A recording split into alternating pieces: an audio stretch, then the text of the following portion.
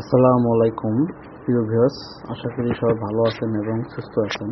আজকে আমরা দেখাবো ওয়ালটন অরবিট Y70C মডেল। তো ফোনটি হচ্ছে গুগল অ্যাকাউন্ট লক। তো আপনারা আমাকে ফলো করুন। যদি আপনাদের কাছে CM2 ডিভাইসটি না থাকে, চাইলে রিমোটলি সার্ভিস নিতে পারেন। ভিডিও ডিসক্রিপশন বক্সে আমাদের হোয়াটসঅ্যাপ নাম্বার দেওয়া আছে, আপনারা চাইলে আমাদের সাথে যোগাযোগ করতে পারেন। আমরা রিমোটলি প্রতিনিয়ত সার্ভিস দিয়ে থাকি।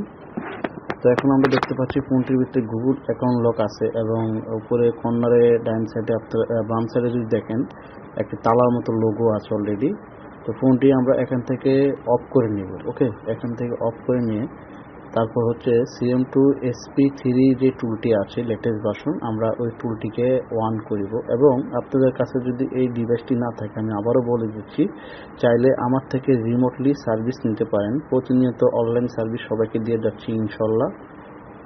তো এখান থেকে আমরা যেভাবে আমি কাজ করতেছি, যদি আপনাদের কাছে থাকে এখান থেকে আমরা এইভাবে সিলেক্ট করিবেন এবং পাশাপাশি এইভাবে কাজ করার চেষ্টা করিবেন।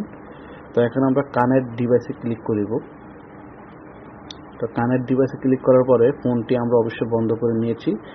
আমরা ভলিউম মাইনাস বাটন, যেটা দিয়ে সাউন্ড কমে, এই ভলিউম মাইনাস অর্থাৎ ডাউন বাটন বলা হয়, এই বাটনটি ধরে রেখে আমরা USB কেবল যেটি আছে এই কেবলটি আমরা কানেক্ট করব ফোনের সাথে। তো আমরা দেখতে পাচ্ছেন অলরেডি কানেক্ট করিতেছি। তো এখন আমাদের ফোনটি বুটিং হবে কম্পিউটারে। আমরা দেখতে পাচ্ছি ফোনটি বুটিং করেছে। তো এখানে একটুখানি ওয়েট করতে হবে, আমাদের ফোনের ডিটেলসে ইনফরমেশন বাড়বে। তারপর হচ্ছে আমরা FRP রিসেট কোড থেকে কীভাবে দিতে হবে আমরা জানাবো। তো আশা করি অনেকে বুঝেন এই কাজগুলো কীভাবে করেছে। তারপর আমরা চেষ্টা করি সবাইকে ভিডিওগুলো দেখানোর জন্য। তো এখানে আমরা দেখতে পাচ্ছি ওয়ালটন Y70C মডেল, এখানে ইনফরমেশন দেখাচ্ছে। তো এখান থেকে আমরা সার্ভিস চলে যাব। তারপর হচ্ছে এখান থেকে রিসেট ফরম্যাট, এখানে যদি FRP টিকমার না থাকে অবশ্যই টিকমার দিয়ে নেবেন। তারপর হচ্ছে রিসেট ফরম্যাটে আমরা ক্লিক করিব। তারপর এখানে ইয়েস করিব। তারপর হচ্ছে ওকে করিব। ওকে দিলে আমাদের সম্পূর্ণ কাজ কমপ্লিট হবে।